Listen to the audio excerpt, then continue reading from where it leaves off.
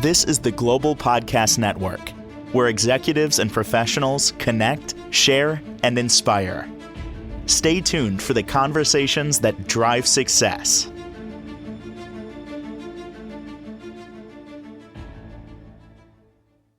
And welcome back, everyone. We all got stuff going on. Sometimes we feel stuck. Sometimes life's not moving forward. Maybe our relationships aren't the way we want them to be. For that, there is two words that can kind of open the door to change and transformation. I know it's kind of crazy. Like, how could two words make a difference? It's all about the things you tell yourself, the language you tell yourself. We're going to dig into that. The two words are I am. I am. I am happy that she joins us today. She's an amazing coach, works all different levels, whether you've got goals, whether you're dealing with financial issues, maybe leadership, maybe you're a C-suite executive and you want to up your game, or you're just kind of stuck in life. Let's dig in. Tiffany Aquino joins us once again on the program. How are you doing today? I'm wonderful. Thank you, Steve. How are you? Really good, really good. And this whole I am thing started somehow before we got together last time off air. That came up, and then weirdly, and I don't want to say it was a coincidence because I don't believe there are any coincidences. Yes. I believe there are coincidental incidents. I was away. I call it a Steve retreat. I go for 4 or 5 days on an island, dirt cheap, solo, and just read, reflect, and relax. And I took a stick, and in the sands right by the beautiful ocean, nobody around, just me hanging. It was wonderful. Life-changing, life-changing. I wrote I am in the sand. Yes. And I've heard that two words before, pilot by them to some extent. And I was reading a book on manifestation at the time, and that's pretty big within that. And I just wanted to cement that I am. So I just wrote it in the sand. Why are those two words so impactful? They're so impactful, I believe. They're related to our subconscious and our core beliefs. What we believe of ourselves, what we've been told pretty much through childhood, whether they're truthful or not. And a lot of times they're not truthful belief systems that have been programmed into our mindset, which is why it's so important to reprogram that subconscious level. So, yes, I would love to hear a little bit more about your personal side of that as to why you felt called to engrave those into the sand. Was there something in particular that you were thinking about, a particular moment in the past, or something that you were connecting the I am to in relation to your worth? Maybe? Well, it's part of my daily routine. I don't run that deep. Okay. But yeah, we're all on a journey. I have a gratitude journal and I write in it, and there are different fields to fill out. Side note, if you ever want to get a gratitude journal, highly recommend it. $8 on Amazon, and it's a knockoff from one that's like $26. It's the same thing. And there's this section daily where it says I am, affirmation, and you can write whatever you want. And every day I will write what I'm feeling that I am, maybe at that moment, maybe what I'm thinking. And it could be, I am creative. I am strong. I am resilient. I mean that. That's coming, my belief. Or I want it to be my belief. I do believe I'm resilient much more than I ever realized in the last few years. Another show, right? And that's been impactful. But it's my understanding that those two words kind of cement it in your mind, almost as if when you try to reframe your language to more positivity, is it true statement. Yeah. Or for example, is it true that you're not deserving of good things in your life? All right. No, that's not true. Right. But when you flip it, is it true that you're a wonderful person? Yeah. Oh yeah, I think I am. I Right. think I maybe 5 years ago or 10 or whatever, I might not say it the same way, you Right. know. Um, I believe those things make a connection with your mind and Mhm. kind of cement it because it's a powerful statement. Who are Yeah. you? I am fill in the blank. What are your thoughts? Right. So again, I come back and wanting to ask you another question with this, and I'll relate to my own personal side of this as well.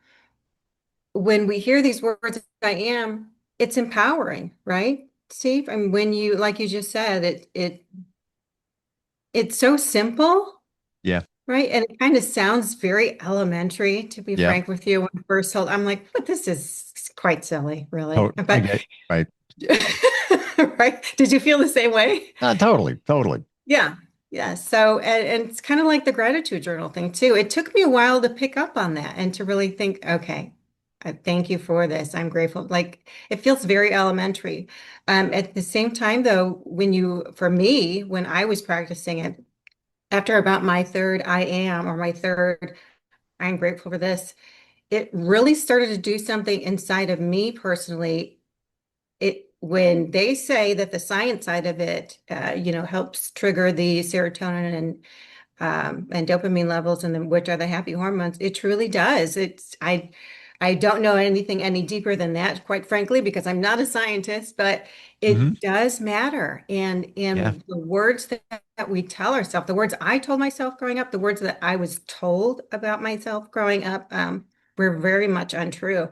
And for me, it's like growing up with that, a lot of those untruth or untruthful belief systems sticks with you and you start to believe it, Yeah. right? And then so you Whether have you to know just, you're believing it or not, deep down inside, your mind is believing it yeah, as you pilot as an adult, those things that you heard and they weren't true, right, whether you got picked on as a kid or a parent said something to you or whatever it might be.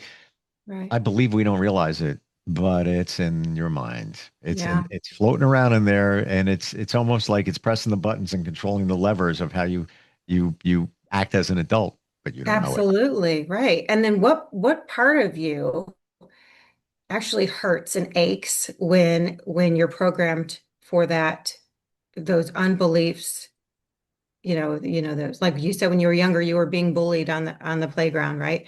Like or words that are coming to you that are not truthful, that are just hurtful and negative, that, your heart aches. Everything starts from the heart. The heart feeds, everything to the brain. It's not the other way around, which is what they thought for many years. Mm, So when you do the opposite and you're feeding it all that love and that positive energy, it does all the good and the exact opposite of what it's been doing. So yeah, yeah, absolutely. And even the gratitude thing, and I totally agree with you. And there are some mornings I wake up, I'm like, oh, I'll be like writing in my gratitude right. journal.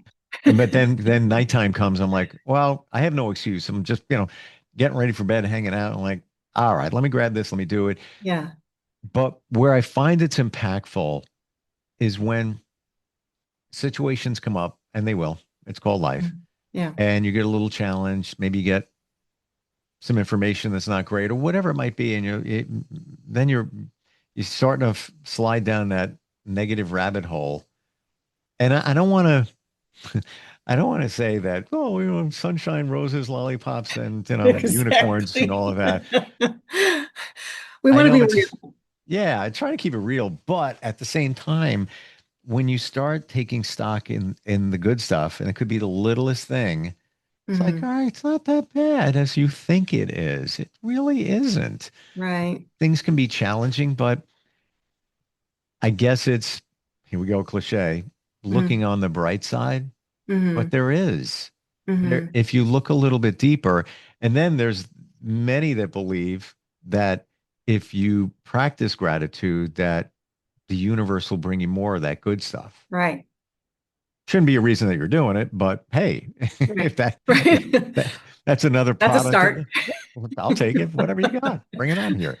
Um, Yes, and that's in relation to everything's energy. for Uh, sure. right? And again, another thing that's kind of hard to believe unless you actually put something into practice. Um, and creating these healthy habits are important. They say after 21 days, which is why you see a lot of do this affirmation for 21 days and so on and so forth, is when your subconscious actually creates that habit. But yeah, so creating these healthy habits, even though, like you said, there have been many times where I've looked at my gratitude journal at the nightstand. I'm like, not tonight. But it's just the little things that I think for me, and you tell me if you think the same thing too, in those nights where um I'm forgetful of the little things in life that I'm grateful for. And when I take the initiative to actually write those things down, or the I ams or the gratitude journal, then I start to recall all those little things throughout my day. Something as simple as, my kids sending me a text and saying, I love you too, Mom. Right? Those things that just come and go so quickly that we take for granted. Yep. So I think that it's very important to have that practice, like you said. Yeah. Totally. And I do believe that over time, it starts changing you. Mhm. You have to trust the process. Yeah. And as time goes on, Yeah. you start realizing you have a different outlook on things. It's kind of weird, I know how it but it's works. Isn't it but interesting? it's a beautiful weird. Yeah. And to your point of the little things in life, the I love yous and all of that, Yeah. we it's great to tell somebody that you feel that way about them. Hmm. But imagine also Hmm. saying, you know what? I really like you. Hmm. Nobody ever says that. Right. Nobody ever says that. We say, I love you, and that's great. And sometimes I'm going to Right. say it, it can get a little lost in the sauce. It gets, let's say Yeah. your partner, hey, love you, we text, love you. That's fantastic. And Right. that's, very positive. But just something as simple as, or even a situation, that's fun. I like you. You could be with somebody for 20 years and never see that. It's like, That's it's a very good point, Steve. You're right. And why I think not? it's because quite honestly, the first thing that comes to my mind and from my own personal experience is that I love you's overrated. It's overused. Yes, that's A my lot point. of, right? Doesn't mean you don't mean it, Correct. but it's a little overused, sort of like wallpaper. After a while, you Right. don't see it because it's always up on the wall. And, the more I think about it too, Yeah. it almost goes back to your childhood. Because remember, being a kid and another kid saying, maybe somebody had a crush on you, I Mhm. like you. It's like, That they hits like me. differently. Yeah. They like me. It's so ridiculous, but I think it means something. It's so true. And it's funny because as I was going through my Instagram scroll, like we always do sometimes, and I'm like, oh my God, why am I doing this? Put it down. But one of the last things that I saw, and it's so funny that you say this, it was just a few days ago, actually. A mother was recording her son um, saying all the reasons why he's special, right? He was probably about 5 years old. And it just showed his face. And she was saying all these little blurbs about why he's special and this and this and this and this. And she said, and then she said, and I love you, and I'll love you no matter what, when you're good and you're bad, and so on and so forth. And the next thing she said, but most of all, I really like you. And his face beamed of everything that she said. And that's something about that just struck. And yeah, so you make a good point. And maybe had something to do with you being bullied when you were younger. I don't know, but that sure does. I don't know. Yeah, because how often do you hear it? How Right. often do you hear it? And think about what it makes you feel if somebody says, I like you. Feels good inside, like it resonates. Maybe it's the same thing as I am Sure. when you follow that up with something that you believe, like I am deserving, I am lovable, I am likable. Hmm. Many of us can't do it Right. If you were to say one word that's in reference to what you're saying right now, what would it be? Because there's one word that comes to my mind in terms of an I am statement. in terms of, yes, in terms of that, like, and someone saying to you, I like you. I would say acceptance. Mm. I think that hits home to being accepted. And so many times when somebody says something to somebody else, like, hey, I really love the shirt you have on. Yeah, We don't know how to take the compliment. So many of us will come instead of saying thank you, put a right, period at the end right. and take it in. It's like, well, thank you. Yeah, well, I got it on sale. It was, Marshall's and it was Or this whole thing. right. Yeah, 50% off or yeah, it's in the closet. I haven't worn it in so long or whatever. There's always a qualifier because we don't know how to accept it. Yeah. But when you say I like you, Hmm. you can't say anything back. Yeah, What are you going to say? Oh, come right. on. No, you don't. No, you're probably not going to. Or why? Yeah. What is it about me you like exactly? Well, if somebody says I like you, they're going to have answers. If you call them Sure. out on it, why do you like me? All right. Well, I'm going to tell you right now. Yeah, And this thing, there's something about it. I don't know, but I think it's also it's making an impression in your mind. sure. And I'm as we're talking about this, Hmm. I really think it takes you back to your childhood and that feeling that Yeah. you had when somebody would say it to you. I've often heard this. Have you heard about the 17-second rule? No. Or I don't know if it's a rule, but this 17-second technique Okay. where you think back to something that made you feel really good, like time you went on vacation or whatever it might be, that feeling. That was just like a wonderful feeling that you had and hold it for 17 seconds. Think about it like, yeah, I remember being on vacation Hmm. and relaxing and feeling the ocean and the breeze and it just like, and then after doing that, take that, translate it to other situations, or just hold it, and eventually you'll start feeling it. Okay. And scientifically, they say it's got to be 17 seconds. Why? I don't know. But Interesting. yeah. Okay. And why I brought that up popped in my head the I like you, Yeah. going back to when you hear it and what that was like when you heard it as a kid. Right. And our childhoods are, like we say, Uh, so important, right. good Yep. or It bad. actually it forms us, right? Yeah. And once we get into our we're out of the school system, and that's our childhood, our younger years, and then we're into the school system, and that's the bigger step, right? And then you're going through high school, and that's even the bigger step, Mm, whether you go through college or not, but you're in your adult life, and now you're having adult relationships with this kind of program now that you have in your mind, yep. and you're kind of winging it through life, thinking this is how it goes. This is what I was taught. This is what I think of myself. This is how I should treat others. And we talked about last week codependency and being a people pleaser, right? And Yep. part of that too is why people become codependent and people pleasers. Like back to your point, and for me, from my personal story, I was such a people pleaser and codependent. And really Same. looking and digging deep into that, it was like, why? And I knew it, like you said, it's almost every time it comes back to our childhood, right? 100%. Yep. But I was the emotional crutch for my mother, her complaining about marriage and saying never get married. And I'm like, oh my gosh, but I want to get married. I'm like, then, and that's that horrible. And then everything just snowballs from there. But Mm. I forgot the point that I was trying to make to this now, Well, but the codependency is yeah, real, and I get it. Same. yeah. It's a beautiful thing when you realize finally have that epiphany where it's like I don't need anybody else. Right. In fact, go away. Like those relationships that don't support you, and Yeah. like why am I calling them up and want to hang out with them just because I want to hang? Ah, Just hang out by myself. Yeah, I love people and all of that, but it's more about using that filter sure. that you open your world up because you Yeah. think you need these people. And it's like, Oh, no, no. And then you start huge. filtering.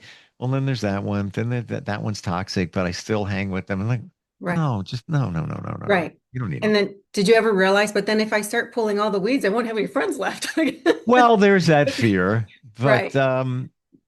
when And you get to that point where you've had that realization, it doesn't sting as much, and maybe you're keeping the quality around. I'm going to be Right. honest. I did that this year, and even people I met like 3 years ago, Yeah. friends of friends, it was all good. It was all good.